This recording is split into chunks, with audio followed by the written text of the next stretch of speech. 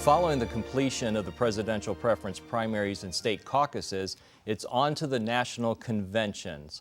Let's discuss what are the roles of the two national conventions and how do they affect the selection process for the next president. All right, Terry, you've been to several national conventions, so what is the role of the convention, or what was it and how is it today?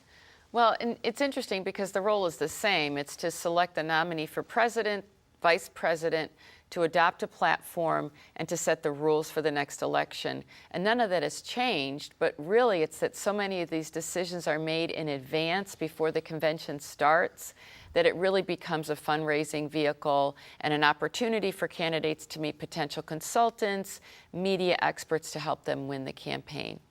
But also there's the vice president is announced at these, and how's that process changed? Well, it used to be in the old days that the party activists would select who the vice president was going to be, the candidate for vice president was going to be, and now it's really the presidential candidate who decides, because since we know the candidate before the convention starts, the presidential candidate will often think about, well, what will help me win this election? What are my weaknesses? What are my strengths?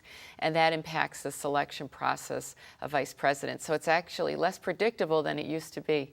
But we all grew up glued to our TV night after night, hours after hours for suspense. How's that all changed, and how's the media treating it now?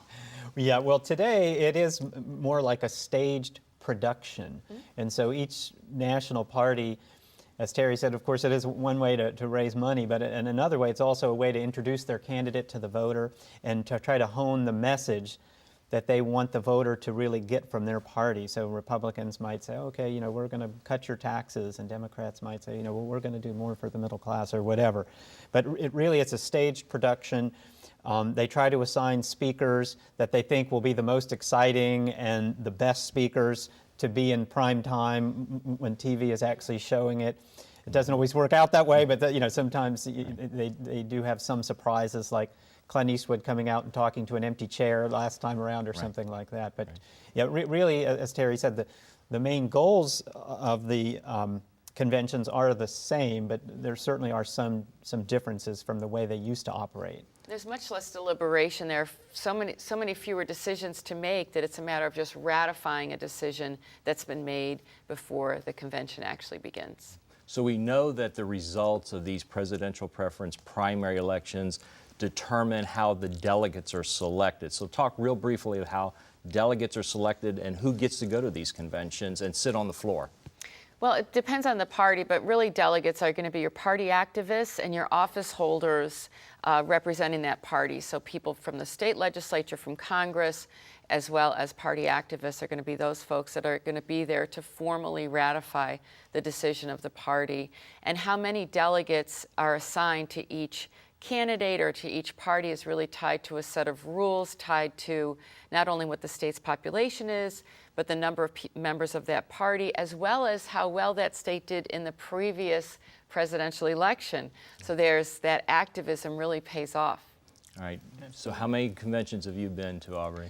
I have to say, I've never been to a convention in person like And I've my been to colleague 6. Terry. Okay, 6. Yeah. Yes. Oh, she's going to have to yield some time to you. Yeah, I just mostly watch them on TV like most of the other folks. Although actually, the convention coverage has actually been shrunken as well. Absolutely. It used to be all day, like you were saying, and now it's maybe 9 o'clock at night till 10:30 or 11 o'clock. They might start at 10 o'clock with the better speeches. So what's your best memory of the conference, or going to a convention? My best memory of going to convention, I think, was really just sort of seeing people live, like that they're real people. You see all these celebrities, and having my picture taken with people who I may or may not agree with, but they were famous at the time, and I never was famous, so it was always nice to have my picture taken with people. But my best memory was seeing Rosa Parks being driven in a white stretch limousine to come to a party in Atlanta, Georgia in 1988, and she was sitting in the back of the limousine, but was for a very different reason than how we best know Rosa Parks. All right, so as we look ahead for 2016, the Republican Party convention will be July 18th through the 21st in Cleveland, Ohio. And here in Florida, they'll be selecting their delegates through a caucus in April. And the Democratic Party will be having their national convention July 25th through the 28th in Philadelphia, PA, and they'll be selecting their delegates on May the 7th. I appreciate your insight on the National Convention. Hopefully you'll get to go one day. Again, thanks to both of you for talking about the National Conventions, and we'll be right back.